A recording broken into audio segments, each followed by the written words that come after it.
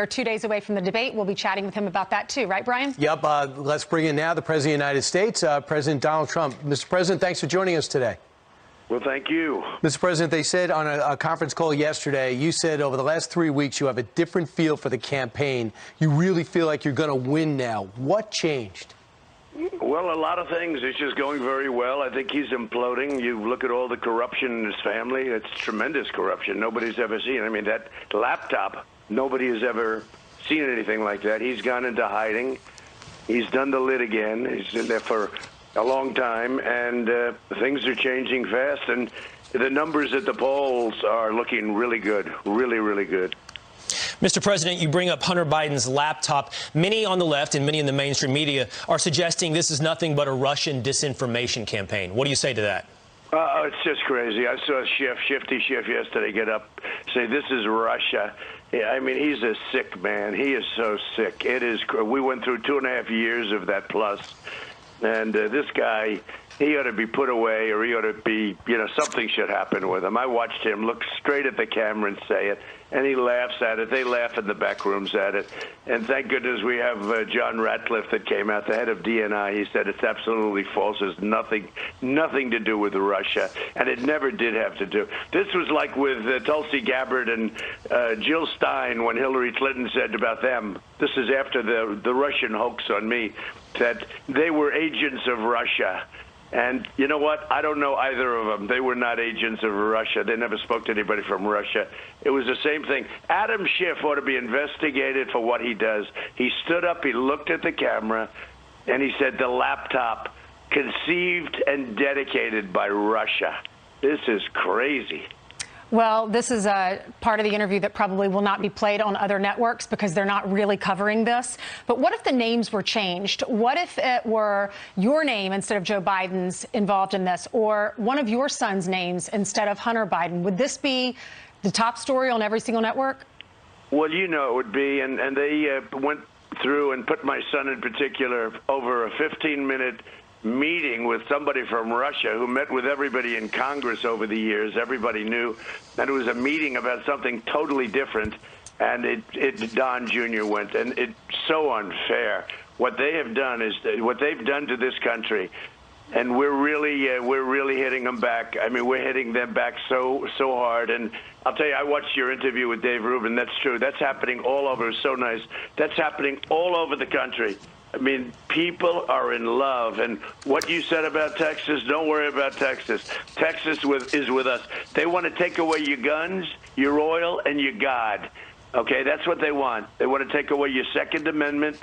They want to take away fracking and oil.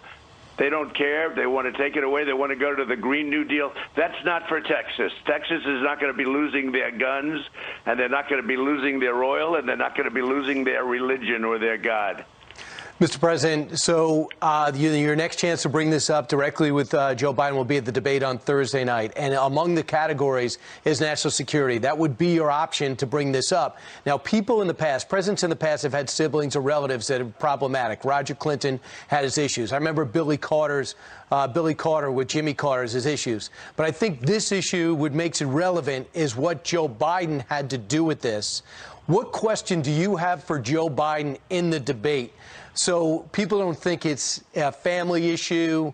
It's more about the vice presidential issue, some would say. How do you plan on parrying that issue? Well, this is far bigger than Jimmy Carter. I mean, this is an issue that's, I mean, his son walked around like a vacuum cleaner. But they say right in, look, this is the laptop from hell. They say right in the laptop that, the big man has to get 10%. And then in another case, they say 50%. This is 100%. This is, and even if he didn't get, and he does get, and he lives like a king, even if he didn't get all of this money, and everybody's known this in Washington for a long time. This isn't surprising. Nobody's surprised by this. But even if he didn't, you can't go to China and have the son walk out with $1.5 billion to manage. You can't go to Ukraine and have him get $183,000 a month with a $3 million upfront payment. You can't get $3.5 million from the mayor of Moscow's wife, $3.5 million, and you have no experience. You didn't have a job until your father became vice president. It's disgraceful. What if he says, I don't know anything about this? And the media can't cover it. The media refuses to cover it. Mr. President, what if he just says, I don't know anything about that? That's my son's thing. I don't know anything about it. I hear Romania is coming up, too. So what if he says that's his thing? You know, he's a grown adult. No, Romania is coming up. But they say right in there that the father's going to get 10%. Brian, you don't have to know anything about it. And to be honest with you, even if it wasn't, you can't go with your father, and every stop you make, you pick up $1 billion. You can't do that. You can't do it. But he got a kickback. You know, in the old days, they used to call it a kickback, but there's no better word. The vice president got a kickback, and everybody knows it, and they've known it for a long time. Mr. President, Brian brings up the debates and how you'll address this in the debates. We want to talk about some of the changes to the debate format in just a moment, but one more on this Hunter Biden issue. We've addressed it. The mainstream media and many on the left are calling this a Russian disinformation campaign. You addressed that. Many of the facts now, though, are being confirmed and authorized, and some are asking, will you appoint a special prosecutor to investigate this? In fact, 11 House Republicans have sent a letter. They said the following: we request that the Department of Justice immediately appoint an independent, unbiased special counsel to investigate these issues that have been raised, as well as any corresponding legal or ethical issues that might be uncovered from the former vice president's 47 years in public office. Will you be doing that? Will you be appointing a special prosecutor? We've got to get the Attorney General to act. He's got to act, and he's got to act fast. He's got to appoint somebody. This is major corruption, and this has to be known about before the election. And by the way, we're doing very well. We're going to win the election. We're doing very well. If you look at all of what's happening and all of the people that come in and don't come in, you take a look all around the country. And with Texas early voting, those are our votes, too. And we're doing well in Texas. I mean, I just got a report we're doing great in Texas, but we're doing great all over. But forget that. This has to be done early. So the Attorney General has to act. Mr. President, the commission has changed the debate rules for this last debate in 2 days. They have implemented a 2-minute uninterrupted rule. So they're going to have basically a mute button. They're going to mute your microphone while Joe Biden answers for the first 2 minutes, and then mute his when you answer for the next 2 minutes. What are your thoughts? Well, I think the whole thing is crazy. This commission, I had problems with them 4 years ago where they stifled out my mic during my conversation with Crooked Hillary. And, they muted my mic. They did a whole thing. They did this to me already. They modulated it at the time, and they actually had to write me a letter of apology. And they did it on purpose. Look, these people are not good people, this commission. A lot of funny things go on with them. And frankly, Kristen Welker, who I know, and, I just went through Savannah Guthrie. I knew what I was getting into, and it worked out fine. But she was out of line. She was totally out of line. And so was Chris Wallace. I know you'll defend him, but so was Chris Wallace. He was terrible. It was like 2-on-1, and that was just fine with me. But at least they should admit that it was 2-on-1. And the funny thing is, Biden doesn't even do a show. Biden won't even go on a show. He'd get killed if he ever did the show. He couldn't do Chris's show. But Kristen Welker is terrible. I mean, she is totally partisan. Her father and mother are big supporters of Joe Biden for a long time. They're supporters of the Democrat Party. And she deleted her entire account. And I was the one that told you people about Scully. Scully was no baby either. And then he got caught lying with his famous, they hacked my account. Every time somebody gets caught, they always say they hacked my account. They said, here we go again with the hacking. So he has a problem. But Kristen Welker is far worse than Scully. But I do it anyway. I do it anyway. But this is the way it is. It's so set up. It's pretty incredible that we've been winning for so long, isn't it, when you get right down to it. So whatever the playing field is, you're a sports guy by trade. You got to adjust to it.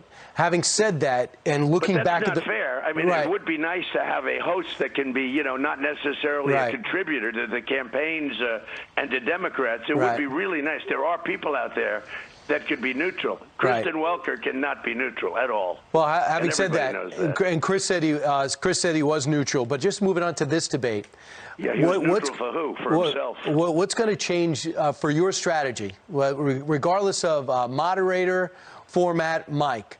What's your strategy? Are you using anybody different to get you ready? And after studying and dueling with Joe Biden once already, what have you learned? What's going to change? You going to interrupt Joe less? Lies. And he lies a lot. And he'll say things that are crazy. And he'll think people are supposed to believe him. And they take ads, and they put ads in on things that never happened. Far worse than Hillary. Hillary was a much smarter person than him, but they play a much dirtier game. And she was dirty. Look, I mean, with the emails and everything else, I'm not talking about that. I mean, she was terrible. So will you take some of your time and correct her, Mr. President? They play a more dishonest game. They will put an ad in about something that never happened and pretend like it happened. Will you take some of your time? Very dirty players. Will you take some of your time and answer the previous question like Mike Pence did, and then answer their question? Well, look, I do my own debating. I do fine, and I do my own debating, and a lot of people said I won. If you look at the Hispanic, very interesting, they did a Hispanic population poll, and I was at 77%. And a lot of people thought, look, when somebody stands there and he lies, I like to challenge it at the time because you don't have time to go back. Mr. President, just to follow up on what Brian's asking, though, after that first debate, there are many who suggested if you just let Joe Biden share his ideas, America might not be too keen on those ideas. In fact, Ari Fleischer last night on Hannity said the president should interrupt less. Will you change your strategy in this last debate from your first debate? Well, I may do that. Actually, the interesting thing, they said if you let him talk, he'll lose his chain of thought because he's gonzo.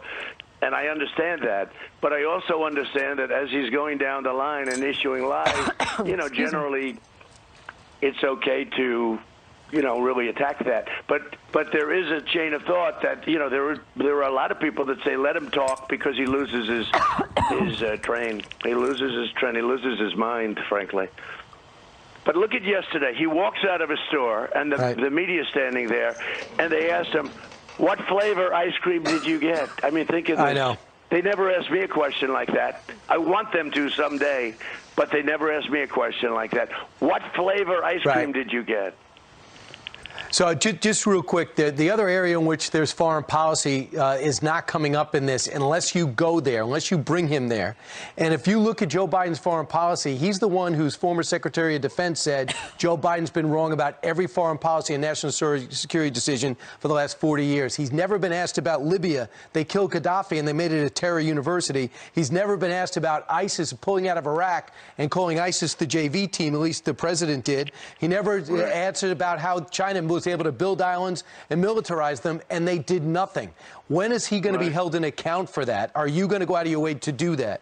I will, but there's a lot to talk about in a few minutes, and this was supposed to be a foreign policy debate, and now all of a sudden we're talking about things that are not foreign policy. And frankly, it was a change that they made that was far bigger than the mute button, I mean, frankly, but they made a change, and it shouldn't have happened. It shouldn't have happened. All right, let's talk about your schedule today. You know that. I mean, this was all going to be foreign policy, and all of a sudden, out of nowhere, they made this change. Now we're talking about other things. All right, tell us. It's not appropriate. Look, the commission has lost tremendous credibility. They lost it with me 4 years ago when they modulated the mic. I understood that. And you look at Bob Dole. He wrote a letter saying that he knows the people. And these are not the right people to have. And he was very nice in writing that, I must say, President, Bob Dole. have you heard back from the commission? Because I know that your campaign was raising some objections about the fact that this is supposed to be a foreign policy debate, and they sent a letter to the commission. They said that they agreed to the debate, your campaign did, because you agreed to focus on foreign policy. And when you look at the topics, that's not included. Well, we want the debate, and I know they're discussing it. And, yeah, I mean, they're talking back and forth with the commission. They want to have it be at least not fair, because it can never be fair with Kristen Welker. It's not going to be fair. But it would be like Scully or like Chris Wallace. But it would be, like somebody, there's nothing fair about this debate. But that's okay. Hey, look, Savannah Guthrie, I knew what I was getting into. I've been with her for a long time in terms of interviews. And that was crazy. I mean, she was jumping out of her seat, but it was a good interview. We got very high marks on that interview, but I thought she was totally out of control. President Trump, out of control. President Trump, you've had a very busy schedule. You have a very busy schedule coming up this week. You have a rally in Erie, Pennsylvania, tomorrow in North Carolina. Vice President Pence is going to New Hampshire and Ohio, Cincinnati and Portsmouth, New Hampshire, excuse me.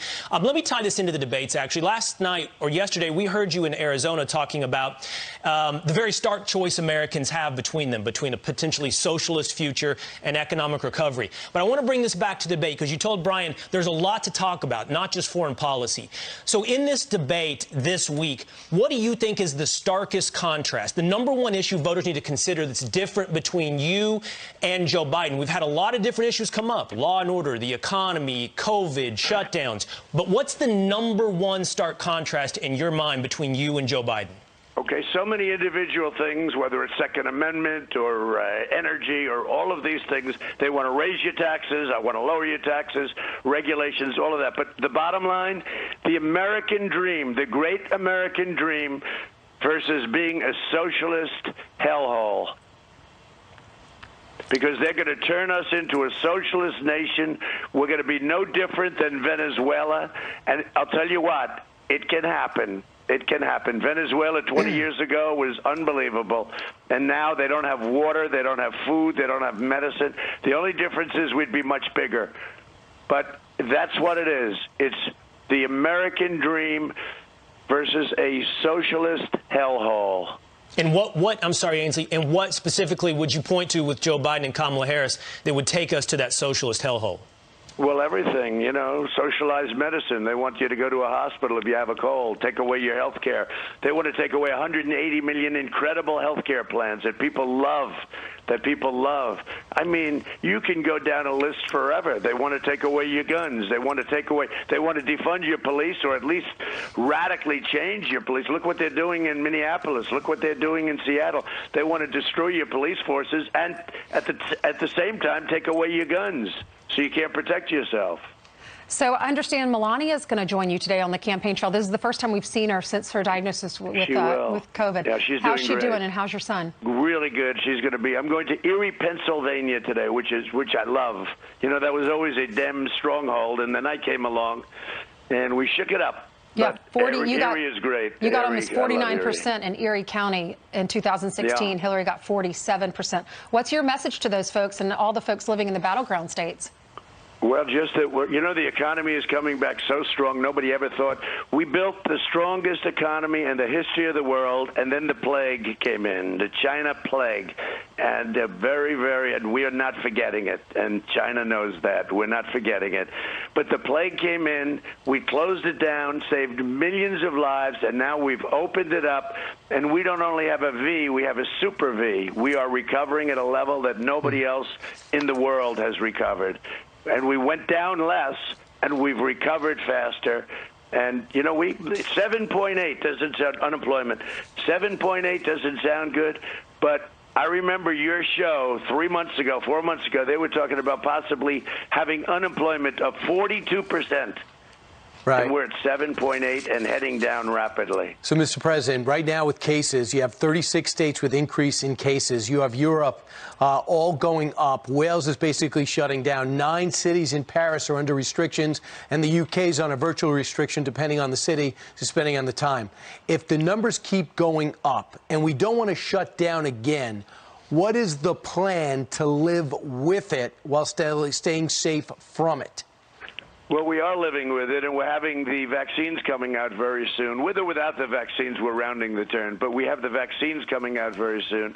We have the therapeutics that are incredible. I tell you what, I had Regeneron. I was not exactly feeling the greatest, and I had Regeneron. I felt like Superman a day later, and, I got better very fast, very, very fast.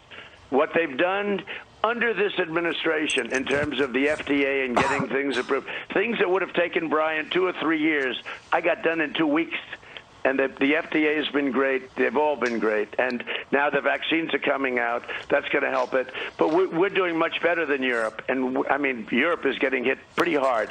We're doing much better. And we will never shut down. We shut down. We understood the disease. We're protecting our elderly, unlike what they did in New York, where they did such a bad job, Cuomo. We're protecting our elderly. We're taking care of those because they are susceptible, especially if they have heart or diabetes or problems. But we understand the disease. No, there will be no shutdowns. Mr. President, you bring up Governor Andrew Cuomo. He's raised some questions. He says he's skeptical of a potential COVID vaccine. In fact, if you'll take a listen, we can play it for you right now, what he had to say. I don't believe the American people are that confident. You're going to say to the American people now, here's a vaccine. It was new. It was done quickly. But trust this federal administration and their health administration that it's safe. I think it's going to be a very skeptical American public about taking the vaccine, and they should be. We're going to put together our own group of doctors and medical experts to review the vaccine, and if they say it's safe, then I'll go to the people of New York and I will say it's safe with that credibility. Governor Cuomo saying people should be skeptical of a potential vaccine. What do you say to that, Mr. President? So he's going to put together the same group of people probably that he used to put together in the nursing homes where 11,000 people died because they put heavily infected people in with the general population. Is that the people he's going to use to help us out? No, it's not. It doesn't work that way. There's a case of a politician that's so sad. We have Johnson & Johnson, Pfizer, Moderna, the greatest companies in the world. This has nothing to do with government. And they've come up with incredible vaccines. And when a politician is a real lowlife, when a politician is willing to say that and kill people and scare people from using something that's going to be great and really solve a big problem, they ought to be ashamed of themselves. I mean, he probably listens to his brother Fredo. You know, Fredo has bad ratings on CNN. He probably listens to Fredo too much. So let's talk about the confirmation of Judge Amy Coney Barrett. I know that the Judiciary Committee is going to vote today. It looks like it's going to go to the floor over the weekend. Chuck Schumer is saying this is too rushed. Listen to this. The Republican majority wanted to jam this nomination through before the election.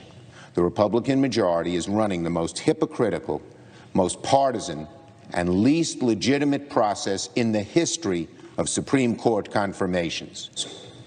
Instead of ramming through a Supreme Court nominee in the most hypocritical of circumstances, the Republican majority should be working with Democrats on a real, comprehensive COVID relief bill. Mr. President, what's your reaction? So this is a process that Justice Ginsburg said a president has 4 years, not 3 years, and we're not ramming anything through. We have a lot of time. I mean, we have a lot of time, and she's phenomenal. She's become a star. The way she answered questions, the mind, her background, her intellect. I mean, she's become a major star in this country. People love her. I tell you what, if we ever didn't ram her through, as he said, we'd have a problem because people would be angry as hell. They love her. She's going to be a fantastic justice of the Supreme Court for many, many years. And all we're doing it is during my term. I mean, I'm here. Hopefully I have another 4 years. But, you know, I've had by the time at the end of the term, 300 federal judges and 3 Supreme Court justices. That's an incredible thing. That's a record. And there's never been that before. So, you know, they're unhappy, but President Obama couldn't get people through. I mean, he was unable to get people through. He was unable to do a lot of things, to be honest with you.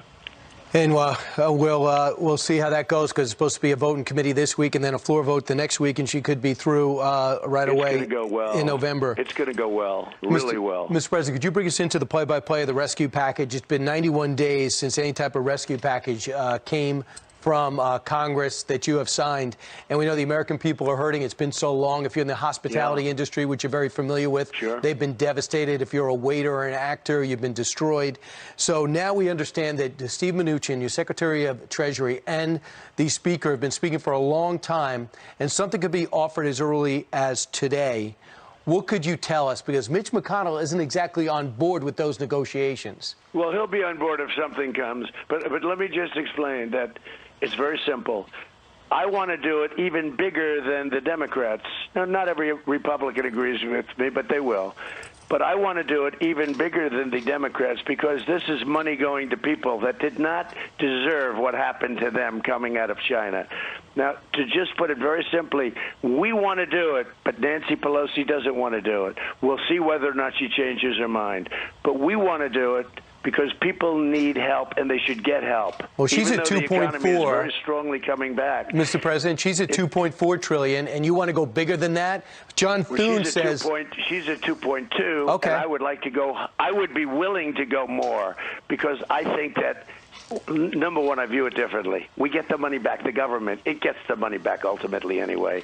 And it's better than unemployment, and it's better than all of the other costs associated with the alternative. So I would rather go bigger than that number. But we'll see. But here's the problem. She doesn't want to do anything until after the election because she thinks that helps her. I actually think it helps us because everyone knows that she's the one that's breaking up the deal. Now, they are talking. Let's see what happens. But I would rather go bigger than her number. Senator Thune says he doesn't want to even go close to $2 trillion. Would you pass this with mostly Democratic votes? Thune. Would you pass it with mostly Democratic votes? I'd take all the votes you could get, whether it's Democrat or Republican. Okay. Well, even if it's and a smaller number. You'd have a lot of Democrat votes, and you have Republican votes, too. I'm okay with that. Even if it's a smaller number, why don't they just vote for that amount? Whatever they can agree to. A little bit is better than nothing. Because Nancy Pelosi doesn't want to approve anything. Look, she's made it very difficult, very, very difficult. We're talking about money going to the American people that got hurt, and they shouldn't have been hurt. This was caused by China. They shouldn't have been hurt, and we shouldn't be punishing them, and we're punishing them because of Nancy Pelosi. Now, maybe she changes her tune, and I can tell you there is a little bit of that, and that would be a very positive thing for the American people. Mr. President, certainly stimulus for those who had their government or had their businesses shut down by the government by mandate is important, right. But helping people by opening up seems to be one of the biggest economic stimuluses we could offer. I know you've had a back and forth with Dr. Anthony Fauci over the last 24 hours. We'd love to ask you about that. But this idea that we need to open up our economy balanced against rising cases in many states, what's the right path for us right now on opening up our society? Well, we have to open up, and we live with it, and we open up our schools, and I'm the one that got Big Ten and Pac-12 football back. You know, I got that back. That wasn't coming back, and I got it back. Hope people realize that. That was pure and simple me or whatever, but and I'm very happy. We have to open up. Now, Barron, a young man, very young, strong, he got it too. By the time I said to the doctor, how's he doing? He said, he's all better. You know, it's different. Young kids, 99.9% young kids have to go back to school. They have to get back. Now, if you look at different states, Michigan, we won the case against her. The only one that was allowed to violate was her husband, okay, the governor of Michigan. We won the case. Michigan's opening up. Got it, because you know what? The Supreme Court said it was unconstitutional what she was doing. Now, North Carolina, Pennsylvania, some other states, all run by Democrats, have to open up. I mean, look at New York. It's like a ghost town. New York, what they've done to New York, it's a ghost town. I know we're in it. Not to mention, all of the crime is coming out of Democrat states. Republicans are doing incredibly on crime, on opening, on economic. It's all everything coming out, crime and other problems, are in Democrat-run states. And I hope people realize that. Let's talk about taxes, because 50 Cent says he's now going to vote for you in light of the Biden tax plan. You mean the rapper? The rapper. Because Biden says if you make more than $400,000, I'm raising your taxes. What is your tax plan? Well, it's much more than what he's talking about, and I mean, what he said is much worse than that.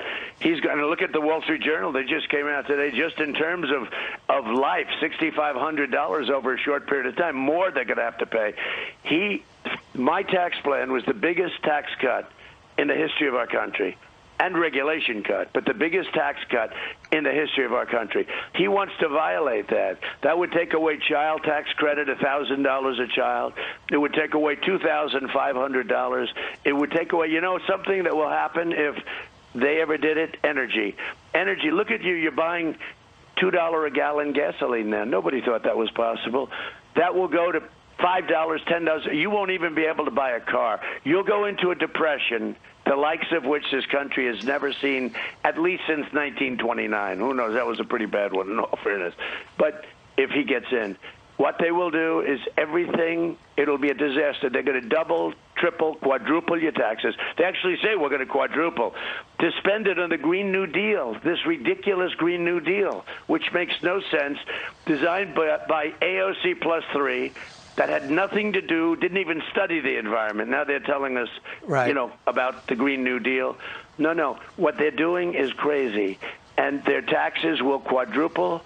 They're going to take your guns away. The whole thing is crazy. The whole plan is crazy. This is the only candidate I've ever seen that runs on the basis that they're going to raise your taxes. And, of course, AOC is not the candidate, but he does say his energy plan is the framework. It was based on the new Green Deal by Senator Markey and Alexandria Ocasio-Cortez, which includes retrofitting, I think, every building in the country to make it more environmentally friendly.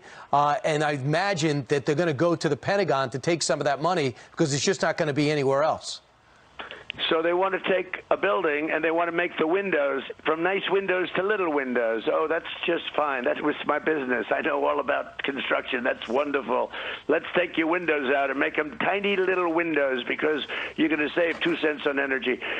These people are, this is the most important election in the history of our country.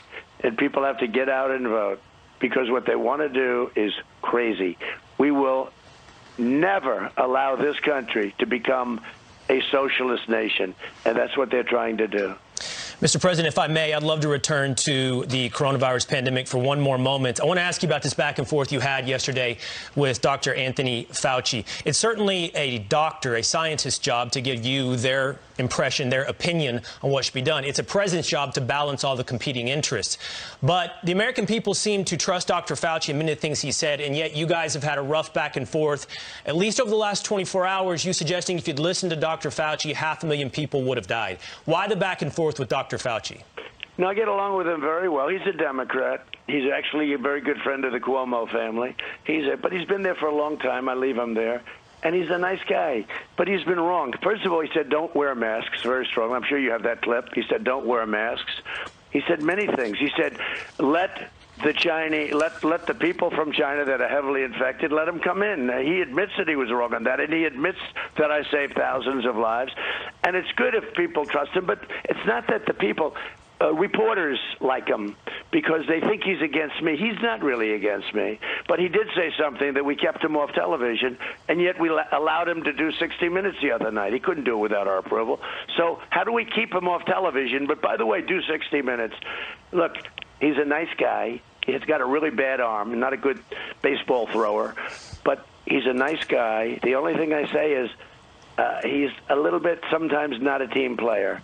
But he is a Democrat, and I think that he's just fine. It's a view. We have other. Scott Atlas is fantastic, but they go after him so much.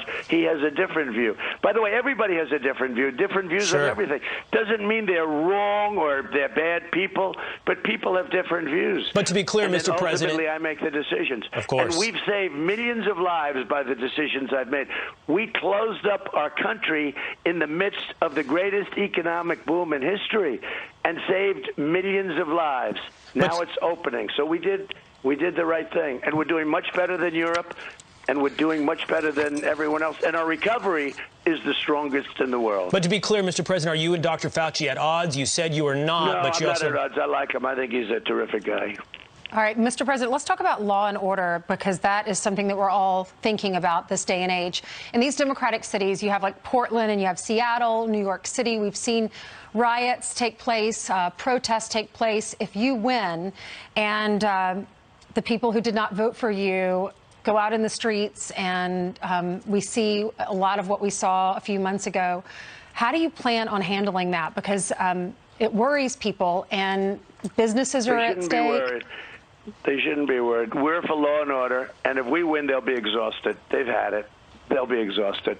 They've been. What if they're not? What if they're not? I won last time, and they spied on my campaign, and they tried to overthrow the president. And if it wasn't me, with phony stories like Russia, Russia, Russia, and now here goes Schiff again, Shifty Schiff again. You know that the laptop was done by Russia. The Biden laptop was conceived of and done by Russia. Right. I mean, people get it. I mean, you got to understand what this is. These people are, I don't even say sick. They're They're horrible, horrible liars. It's a terrible thing. Schiff is a danger to our country. Fortunately, we have a DNI director, John Ratcliffe, who's a fantastic man, and he put that out very, very quickly. He's in charge of the whole ball game, and he put it out very, very quickly. No, they are exhausted. If we win, they're going to be exhausted. And it's going to come together. You know what brings it together? Success. And we were coming together. I've explained this over the last few months. We were coming together so beautifully. The best employment rates and unemployment rates, African American, Hispanic American, Asian American women, diplomas, no diplomas, MIT plus, and no MIT plus. Everybody was doing great. And we were getting calls from, let's say, the other side, people that you would least expect. How do we get together? And I was saying it to them, and it was all great. And then the plague came in from China, and we had to go back to the drawing boards. Right. But success was bringing it together, and we're going to have that success. Next year is going to be a very successful year. Unless somebody comes in and raises your taxes by 4 times and more, right. That's going to kill it. So everyone's going to leave. All these companies that I brought back in because of the taxes, they're all going to go back to where they came from. They're all going to leave our country. So Kirstie Alley was on with Sean Hannity last night, and she came out and said, I'm going to support President Trump again. And she got all this type of backlash and personal attacks. Here's what she said. I like that Trump has a lot of energy. I like that he has more energy than any human being I've actually ever seen. And I think that the big thing that I was mentioning in that tweet was that I'm really tired of career politicians. I'm tired of paying people to do nothing and take way too long to do it. And she got blowback. Your thoughts? Well, I think she's great, and I've always liked her. And I just think she's got courage. She's Hollywood. She did very well in Hollywood, by the way, really well. But I think she's great, and I think she has great hair, okay? Right. And, Mr. President, just to follow up, when you look at your election now, where you're at in 2016 and where you're at in 2020, a lot of people see a lot of similarities in the big picture. Considering everything that's gone on with the pandemic, the impeachment, Facebook, Twitter, would this be a bigger, harder win than your first one if you're able to pull it out? No, it's easier, and we're way ahead of where we were, by the way, especially when you see numbers that are coming in, and we know now for a fact we're way ahead because numbers are coming in. No, look, this election was over until the plague came in from China. We were so far ahead. The economy was the best ever. You know that. I mean, you know that. But this election was over. Then the plague came in, and it affected this country, and it affected many other countries. Look at other countries where a leader was doing a good job, and the plague came in, and many of those people are gone. Not their fault. They're gone, or they were hurt, or they were, not the same. I had to go back to work, and I've gone back to work, and we've done an incredible job, both with COVID. We saved millions of lives. The press doesn't want to give us credit for that, just like they cover up for Biden's incompetence and for Biden's theft and all of the things that have gone on.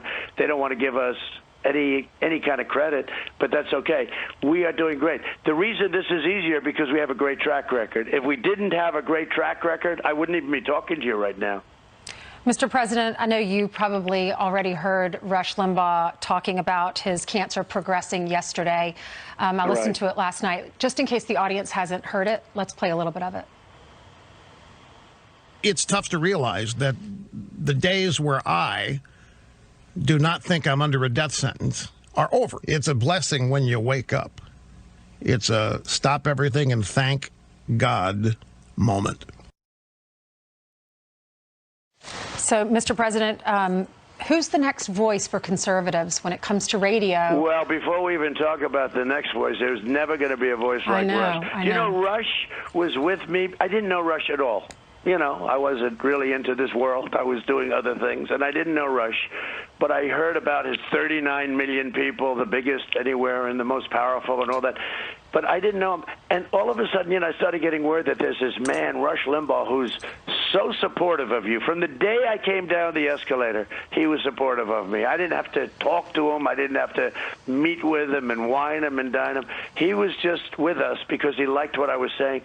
And I became friendly with him. He got the Presidential Medal of Freedom, which is the biggest award you can get, that and the Congressional Medal of Honor. And Rush is an incredible man. His wife, Catherine, incredible people. And he is putting up a fight like, this has been going on for a long time. I mean, he didn't have exactly a great prognosis when he heard about it. And this is now taking it to the next level, what he said yesterday. But he is an incredible man, and that's very sad to hear that. However, he will continue to fight. That's the one thing I know about him. He's incredible. So, Mr. President, from here on in, there you got 14 days left. Your camp says you're going to have a minimum 2, as many as 5 events a day in order to get this victory. Do you believe that it's going to be won in these next 14 days, or do you believe to a degree that this is done already? I think we're in great shape. I mean, I really do. You've seen it, Brian, you've seen it. And by the way, I see the crowds, Mr. President. On your show, everyone. You're doing great. And Will, you're doing great on Saturday. Thank you. Good to have you there. But, Mr. Great, President, really good. I see the polls like North Carolina, dead heat. Arizona trailing a little. Florida, a couple of points off. Michigan, 8. What are you seeing? So we're up in Florida, way up. We're up in North Carolina. All you have to do is look at the numbers. I mean, we're way up, or we're up, but I think we're substantial. Pennsylvania's pretty even. We got a ruling yesterday that was ridiculous, where they can count ballots after the election's over. What kind of a thing? So what does that mean? We're going John to wait. Roberts. We're going to wait till after November 3rd and start announcing states? It's crazy. But we got a strange ruling from the Supreme Court yesterday. It was very strange. But I think we're doing great. The rallies are rallies like in history there have never been. And I think I can say this very clearly. Many people have said it. Many of the enemy have said it. We are having rallies the likes of which nobody has ever seen before. Arizona, Michigan, no matter where we're going, North Carolina, we are having rallies. Florida, we had a rally. Nobody's ever seen anything like it.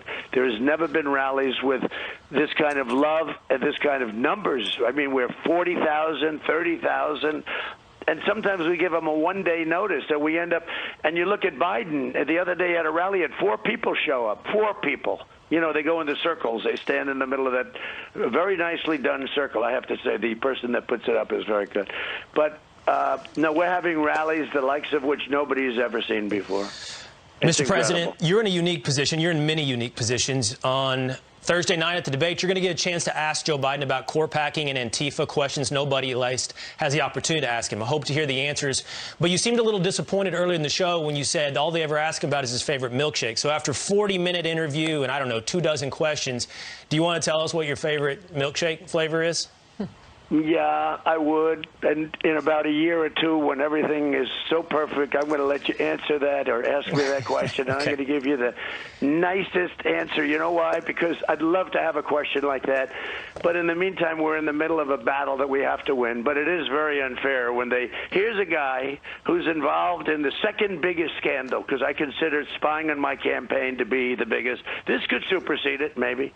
This could supersede it. But he's committed crimes. He's a criminal. He's committed crimes. And they ask him about a milkshake. What flavor ice cream do you like? I never had a question like that. And they give him the questions, and he reads the answer off computers. That's never happened to me. I mean, Brian, to the best of my knowledge, Brian, you've never done that with me. Do you agree with it? I agree. I'm just looking through my notes here. I've never found out. Those personal choices that you make. It's usually done behind closed doors. You have to wait another year, Brian. Right. Mr. President, are you nervous about Thursday? No, I'm not nervous. Look, I've been doing it. We've been doing really well. It's very unfair. The moderator's very unfair. I know her so well. I know her so well.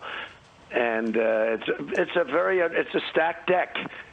It's incredible. And I think one of the reasons that I do have a certain popularity and that we do have these tens of thousands, 25, 40,000 people showing up to rallies, I really think they appreciate the fact that I fight back.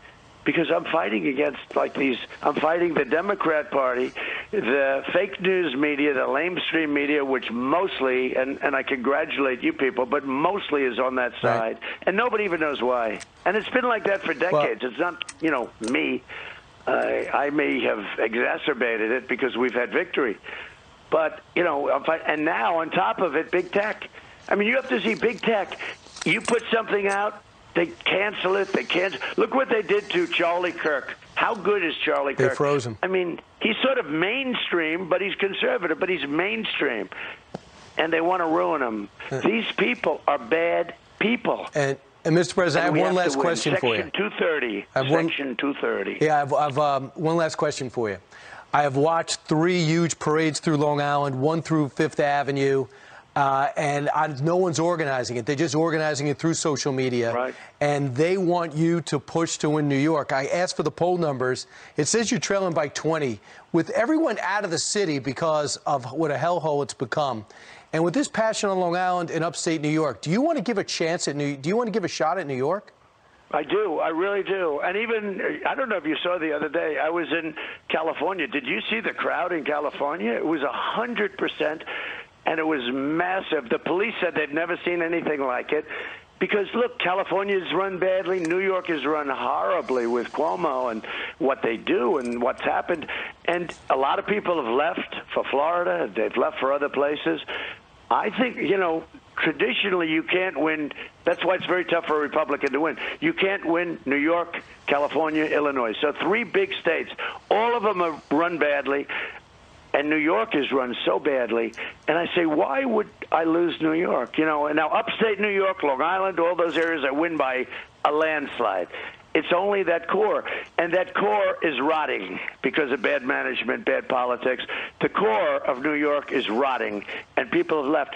And no, I'm going to give it a shot. I'm going to give it a shot. They say you can't as a Republican, and it hasn't happened for many decades. But I'm going to give it a shot. I think you're 100% right, Brian.